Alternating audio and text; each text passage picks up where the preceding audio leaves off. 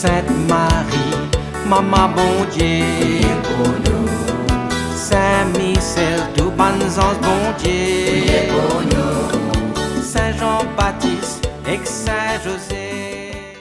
Bonjour à tous, bonnes frères, sœurs, Mauriciens d'ici d'ailleurs. Merci de nous rejoindre dans nos programmes un saint chaque jour. Dans ce programme-là, nous vous avons l'occasion de faire un peu connaissance avec ban saint, qui l'Église invite nous pour célébrer chaque jour. Et nous pouvons aussi demander nous autres prier pour nous et intercéder pour nos familles. Aujourd'hui, le 2 janvier, l'Église invite nous à célébrer mémoire Saint Basile le Grand, patron ban pauvre, patron ban l'hôpital et ban œuvre caritative, patron ban réformateur ecclésiastique, ban l'évêque, ban pasteur, protecteur aussi ban moine et la vie monastique orientale. Saint Basile le Grand, il est un docteur de l'Église et nous profite de l'occasion pour saluer ban Basile, ban Basilio, ban Vassili, ban Vassilé, ban Basilia, ban Basilis. En l'an 372, dans la salle tribunal de Césarée, silence à l'îlot presque sacré, un homme frêle, le visage creusé par le jeûne et la prière, il mettit des bouts de droite, immobile comme dire un roche. Celui calme mais éclairé, il peut fixer celui qui incarne la puissance terrestre, c'est-à-dire le préfet de l'Empire romain d'Orient, Modeste, ça c'est son nom, Modeste, et qui est un envoyé direct de l'empereur Valence. Autour d'un soldat de perdre de souffle, de peut attendre. Il y a beaucoup de menaces qui peuvent planer l'eau là. Il y a des menaces pour confisquer ce bandit bien, pour exiler, pour torturer, pour tout dire. Mais chaque mot qui résonnait, peut résonner, comment dire, un coup de l'épée. Mais Basile, lui, il n'est pas bousé, il n'est pas tracassé, il n'est pas tremblé. Il lève sur la voix douce, mais ferme, et lui dit: rien de tout cela ne m'atteint. On ne peut me confisquer que quelques livres et des vêtements usés. L'exil, toute la terre est au Seigneur. La torture, mon corps est déjà brisé. La mort, elle me conduira plus vite à Dieu. Un frisson parcourt l'assemblée. Ce jour-là, pouvoir politique lui reculer devant la force qui n'est pas capable de dompter, la liberté intérieure. Basile n'est pas commande ni ban l'armée, ni ban province, mais il tirait dans un royaume plus vaste, celui de la vérité. Dans Ténèbres, ça va intrigue impériale là, il incarne la fidélité absolue. Sa grandeur là, il n'est pas mesuré à un territoire, à un bien qui nous est non matériel, mais sa grandeur là, lui mesurée en courage. Vers l'an 329, dans la cité de Césarée, en Cappadoce, c'est-à-dire en Turquie aujourd'hui, Saint Basile fit naître. Il fit naître d'un empire romain, désormais chrétien, mais profondément déchiré par une querelle théologique. Le IVe siècle, c'était l'époque de contraste. Le christianisme, il vient à peine d'être légalisé, et déjà un débat peut enflammer autour de la nature du Christ. C'est une hérésie qui appelle l'arianisme, doctrine redoutable, qui ose nier la divinité de Jésus. Et ça, qui sème la division dans le palais impérial. La société aussi qui est en crise, pauvreté endémique, famine qui a été répétée souvent, inégalité qui est là, comment dire, très flagrant. Sa famille était un véritable foyer de sainteté. Sa maman, Émilie, femme de foi et de courage. Son papa, Basile l'Ancien, homme de sagesse. Sa sœur, Macrine, qui pouvait lui-même un grand mystique. Son frère, Grégoire de Nice et Pierre de Sabaste, un futur pilier de l'Église. Autour de lui, la sainteté lui presque une tradition familiale. Bien bonheur, Basile lui révèle une intelligence vivante et une soif pour apprendre, une soif de savoir. Il gagne sa formation d'abord à Césarée, après il poursuit son étude à Constantinople avant qu'il y aille à Athènes, la cité des philosophes. Là, il pourrait recevoir une éducation classique brillante, nourrie de philosophie, de rhétorique et de art libéral. Sa jeune cappadocien qui pétrit de culture grecque, sans qu'il y connaisse, il a pu préparer pour devenir un des plus grands docteurs de l'Église. Basile, c'est un homme physiquement fragile, souvent malade. Il a souffert d'un trouble digestif chronique, il a souffert l'épuisement, qui est aggravé par son ascèse rigoureuse.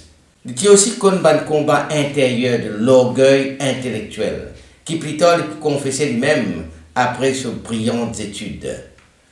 Il renonce à une carrière prestigieuse et il finit choisir la vie monastique, le service pastoral, le combat doctrinal pour la foi, surtout la foi dans la Trinité. Pendant une grande famine, que beaucoup de monde ont mort de faim, Basile, tu vend son bien personnel. Il force ban riche pour ouvrir le grenier. Il organise une distribution publique de nourriture. Lui-même, il nourrit ban affamé sans distinction de religion. Ça soit là, bien sûr, il fait gagner beaucoup d'ennemis puissants, mais il fait aussi sauve des milliers de vies. Le tournant majeur de sa vie arrivé après son étude à Athènes. Profondément marqué par l'exemple social Sainte Macrine, il réalisait que la sagesse humaine pas suffit.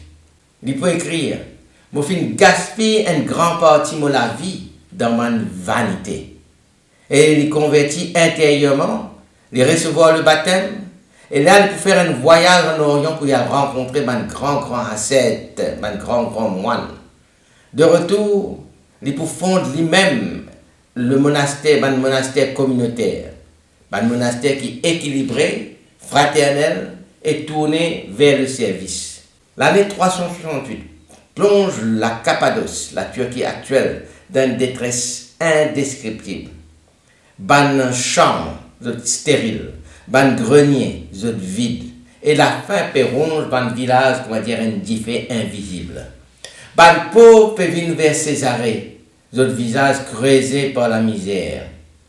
Au milieu de cette tragédie, Basile n'est pas contenté simplement pour prêcher la patience, mais il agir. Il convoque la foule dans la grande cour de l'évêché. Basile avançait, habillé très simplement. Dans cela main, il y a des 3 pains, mais des 3 pains pour ça la foule là, qui ça pour faire ça? Il lève sur les yeux vers le ciel et il prie à haute voix. Il invoque le Christ qui t'y nourrit par la foule au désert. Après, sans trembler, il commence à distribuer du pain. Et par miracle, ça des 3 pains qui étaient dans ce main-là, au fur et à mesure qu'il les distribuait, du pain là continue à multiplier, du pain là continue à multiplier. Bonne réserve qui, humainement, est insuffisante, comment dire, peut renouveler à chaque geste. Ben pauvre manger à toute la faim, et ben ce qui restait du pain, ça aussi doit garder pour partager. Ça jour-là, la famine finit reculer devant la foi. La foi populaire commence à s'enflammer. Alors ben du monde commence à cause de Basile comme un nouveau Élie, un homme que Dieu écoutait. L'autorité morale de l'Église dit affirmée face au pouvoir civil qui est incapable d'eux-mêmes pour nourrir ben affamé.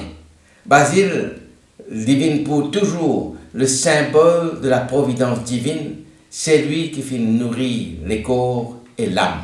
Ça, c'est un premier miracle qui nous connaît de Saint Basile, que la tradition rapporte nous. Un petit peu à la manière de Jésus qui fait nourrir la foule pendant le miracle de la multiplication des pains. Un autre miracle raconté qu'un soir, alors que la ville s'est dormie, une maman, éplorée, lui tape la porte de l'évêché. Dans ses bras, un enfant qui a fait mort. Son visage finit, comment dire, la mort finit présente au son visage. Pas le médecin finit baisse les bras. la mort est là. Alors, sa maman-là, il vient pleurer, il implore Basile. Basile accueille un enfant avec une tendresse paternelle. Il dépose l'enfant-là au lit, il agenouillé, il pose sur la main les corps de ses enfants frêles là. Il prie. Et sur la prière, il est longue, il est ardente, comment dire, un combat invisible qui a permené. Les heures passent, et soudain, il y a un frémissement. Les enfants-là ouvrent les yeux, après les rier, et après, sur la fièvre tombée, et sur la vie revenue. Maman-là bouleversée, il trouve dans sa geste là, la main bon Dieu qui peut opérer à partir de Basile. Sa miracle-là, il révèle la charité pastorale de Basile. Il guérit non par étalage, par chaud, mais il guérit par amour. Ce sainteté reconnaît déjà de ce vivant. Et je commence cause non pas seulement du théologien, mais de sa saint qui guérit Bandimoun là aussi. C'est un ami des pauvres, un ami des bonnes malades. Saint Basile, il y a une figure du IVe siècle, mais il y a encore cause à nous avec une la force étonnante aujourd'hui. Ce dans ce bandomélie, il élève contre l'accumulation des richesses face à la misère qui est autour de lui. Pour lui, si nous regardons pour nous-mêmes ce qui est capable de sauver un pauvre, c'est déjà commettre une injustice. Il ose pas une parole radicale. L'indifférence n'est pas neutre. L'indifférence, c'est une violence silencieuse. Basile jamais ne sépare sur la foi avec la raison ni avec l'action. Il y a un théologien brillant, il y a aussi un bâtisseur d'hôpitaux, un organisateur de bandes secours, un défenseur des bandes opprimés. Il rappelle nous avec force et vigueur que la charité, ce n'est pas une option pour le chrétien, mais ça fait partie intégrale de la foi. C'est comme si le visage concret, la charité, c'est comme si le visage concret de la foi. Et aujourd'hui, nous monde, il y a peut-être les mêmes blessures. Inégalité économique, crise de sens, division idéologique qui peut dessiller la société. Basile, il interpelle nous à travers les siècles. Il dit nous qu'il y a une foi authentique, il n'est pas contenté simplement par un rite ou par un discours, mais il transforme par une structure sociale. Il rappelle nous qu'il la foi, il invente une réponse, il crée un lieu contre la vie pour germer, et il redonne la dignité. Ce message est clair. La vérité de l'évangile nous mesure seulement avec la justice et l'amour incarné. C'est qu'il fait en Cappadoce au IVe siècle. Livin appelle nous pour faire la même chose dans la ville, dans nos communautés, dans nos institutions. Basile n'est pas simplement un souvenir, mais Basile, c'est un défi. Il peut dire, quand il court sur la richesse, au cours d'une homélie sur la justice sociale en période de famine, il peut dire, ça dit pas qui te peut garder que toi là, il appartenir à un affamé. Et le sens là qu'il veut dire, c'est que la propriété privée n'est pas un absolu. Sur la dignité humaine, il peut dire, dans son enseignement théologique contre l'arianisme, l'homme vient être appelé à devenir Dieu par la grâce. L'homme est un être appelé à devenir Dieu par la grâce. Ça, c'est une vision élevée de la vocation humaine qu'il tient. Alors, à nous prier. Saint Basile le Grand, pasteur fidèle et serviteur des pauvres, toi qui finis unir la vérité de la foi avec l'amour concret du prochain, apprends-nous pour ne pas détourner nos regards devant la souffrance de nos bonnes frères et sœurs autour de nous. Donne-nous le courage de la justice, la liberté intérieure face à la puissance de ce monde, la sagesse qui naît de l'humilité. Intercède pour nous, afin que nous la foi devienne un acte et que nous bonnes paroles nous traduisent par nous la vie qu'il nous donnait aux autres. Saint Basile le Grand, priez pour nous et priez pour nos familles. Amen. Qui bon Dieu bénisse et que tous les bonnes proches. Si son esprit habite toujours dans eux, qu'il protège toujours et partout. Au nom du Père, et du Fils, et du Saint-Esprit. Amen. Et à demain. Saint-André et Saint-Matthieu, priez pour nous. Saint-Jean, Saint-Marc et Saint-Luc, Priez pour nous, priez pour nous, priez pour nous. Sainte-Marie-Madeleine et Saint-Étienne, Priez pour nous, Saint-Ignace et Saint-Laurent,